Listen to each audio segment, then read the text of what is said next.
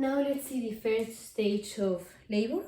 So in the previous video, we reviewed that we have 4 phases of the uterus, which are phase 1 is the quiescent phase, where the uterus is no contracting. We have phase 2, which is the activation phase, where the uterus is preparing for labor. Phase 3 is the stimulating or stimulant phase, which is indeed labor. And remember that here we have 3 or 4 stages depending on the bibliography. And phase 4, which is after delivery, and here we also include lactation. So after delivery, which is the recovery phase. And so now in phase 3 of the 4 phases of the uterus, we have the stages. We have stage 1, which is divided into a latent and an active phase. We have stage 2, stage 3. Stage 2 is basically the expulsion of the baby. Stage 3 is basically the expulsion of the placenta.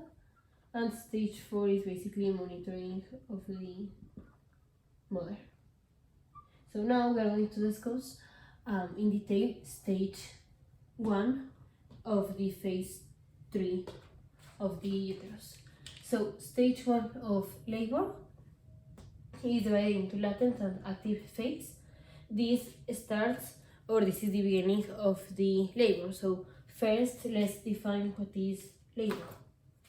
So labor is defined as regular painful contractions that end up causing the baby to go through the birth canal all the way to the delivery of the baby. So basically are regular painful contractions that end up with the delivery of the baby. And this is because the contractions produces effacement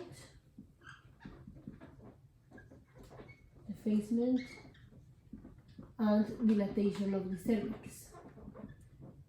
So the stage 1 of labor is all about effacement and dilatation of the cervix.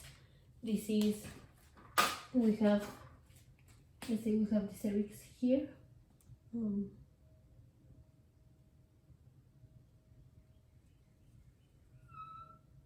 So this is the uterus, the gravid uterus. This is the cervix. So the cervix normally is 2 centimeters wide and 2 centimeters long. So this is 2 centimeters long and 2 centimeters wide.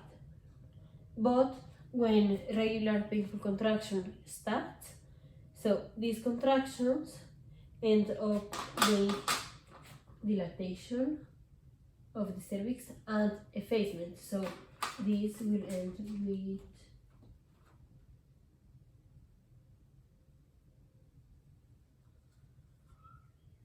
so this is the uterus. We will have dilatation of the cervix. So this is dilatation, this is separated, and effacement. So because this is getting distended, because the head is passing through here, this is getting distended. So the cervix, as this stent, is effaced. This and this stents, so this is effaced. Or this is like going laterally until it gets effaced. it is planed. So we have an uterus that is like this. Cervix is dilated and is effaced. So this is called thin paper appearance, that the cervix appears like thin paper because it's very thin, is now effaced, and is effaced because of the contractions. So the stage 1 of labor is from the beginning of labor, is from the beginning of labor all the way to when we have complete effacement and complete dilation of the cervix. Complete dilation of the cervix is when the cervix is dilated up to 10 centimeters, and when we have complete effacement of the cervix. And this is divided into a latent and an active phase. Latent phase, here we have a predominance of the effacement. So here what is happening is effacement. Yeah, we have a little bit of dilation, but here is mostly effacement. We have dilation up to 6 centimeters. Dilation up to 6 centimeters, and we will have like 80% of the effacement here. And this, the duration of this, if we have a nulliparous lady, this is around 20 hours, and if this is a multiparous woman, this is 14 hours. So in the latent phase we will have dilation all the way to 6 centimeters. So the cervix is getting effaced, is getting plain. This will be all the way to 80% more or less, but it's exactly until 6 centimeters of dilation where is the transition from latent phase to active phase. So active phase is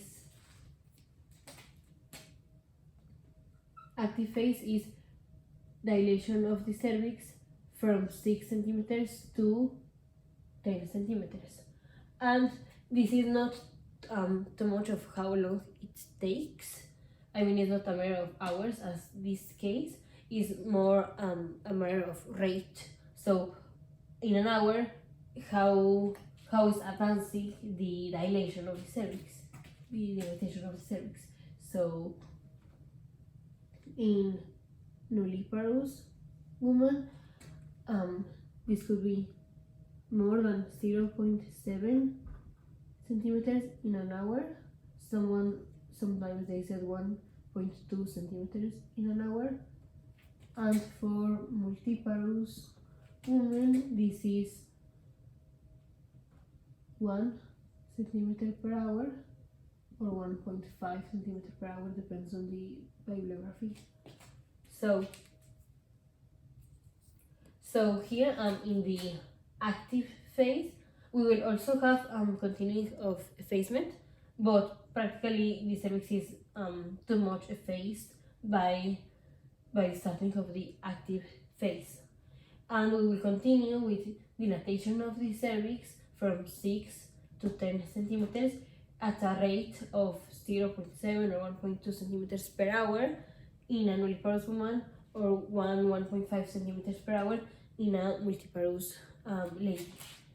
And this latent phase and active phase, the most characteristic is the rate of dilatation of the cervix, because latent phase is called latent because we are having dilatation of the cervix, but practically at a constant slow rate. So this is a constant, not necessarily constant, but it's a slow rate. And the rate at which we have dilatation of the cervix during the active phase is higher in the active phase, and this is described with the Friedman and Sank curves of labor. So we have in the x-axis we have time, and in the y-axis we have dilation of the cervix. So first we will put Friedman curve. So this was maybe around 1960. There was a study where was examined the rate at which the cervix is dilated in the latent and active phase. So this is something like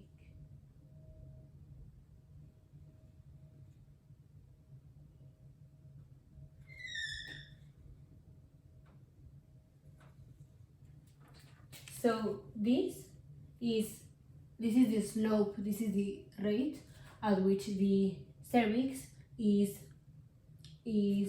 getting dilated.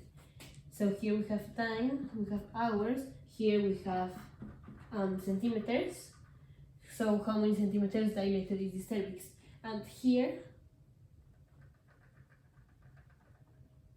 this is the transition point from the latent phase to the active phase. Here we can see how this is the rate at which the cervix is getting dilated, but here in the active phase the curve is steeper.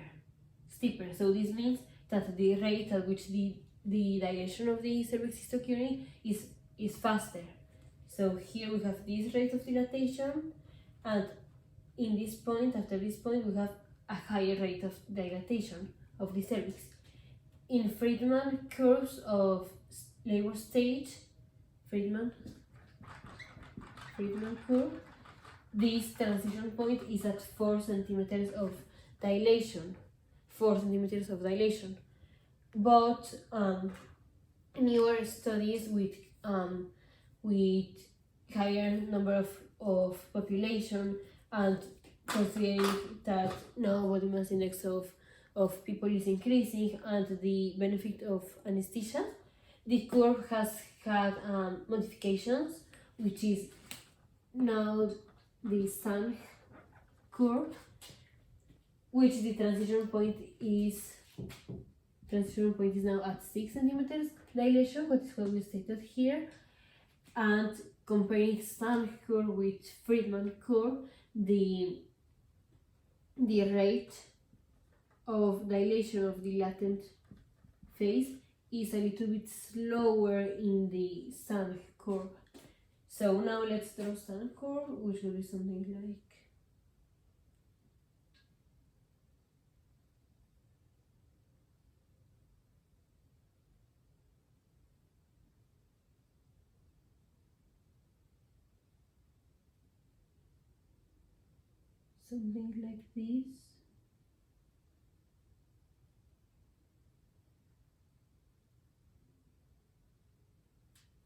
All the way up to 6 centimeters, and then something like this.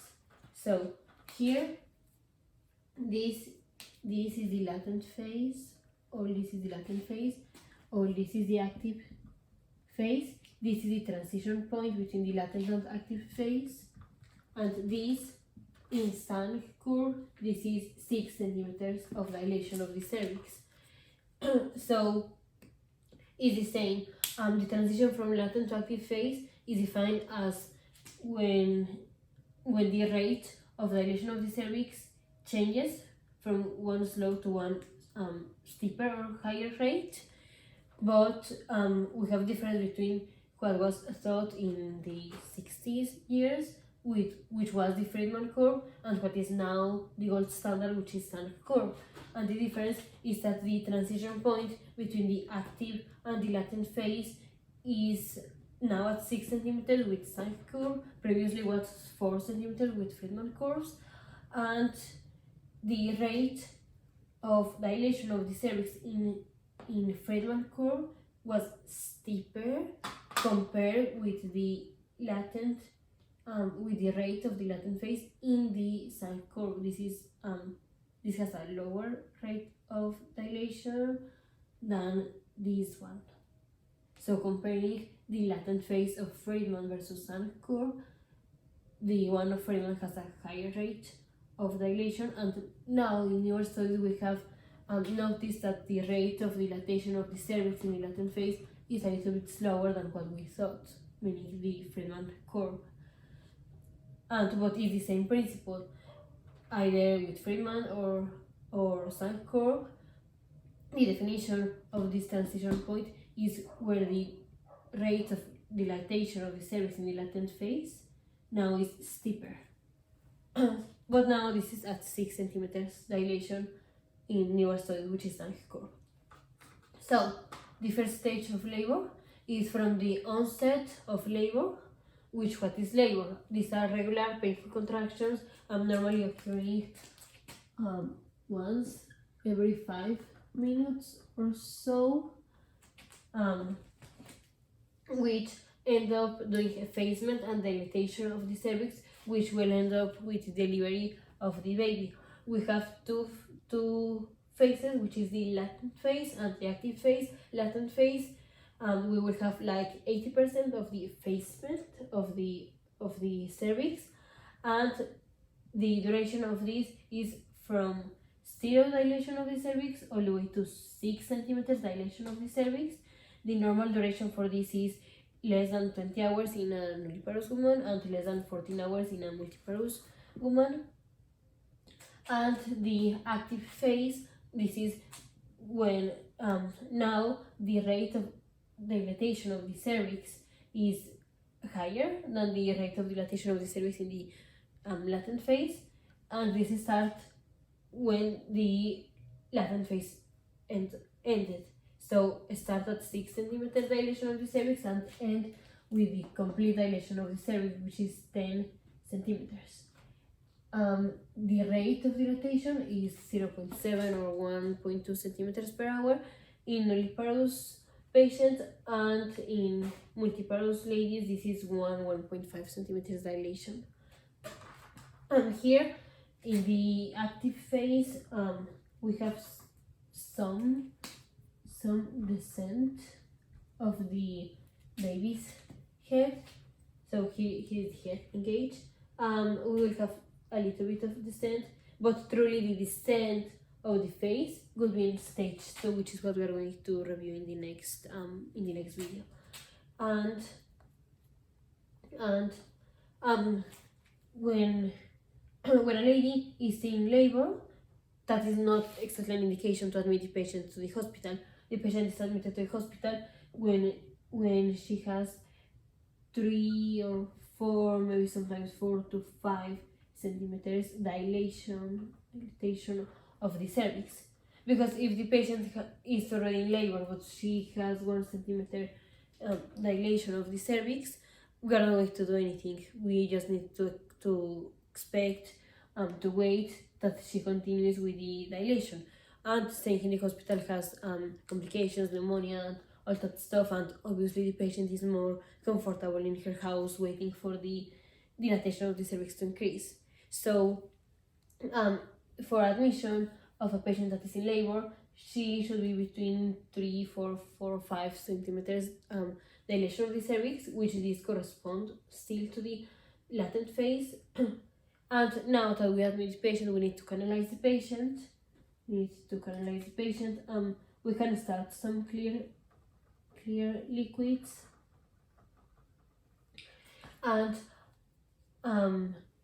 some bibliographies that the anesthesia for painful contraction can be given as the patient requests it, and the time at which we will do amniotomy.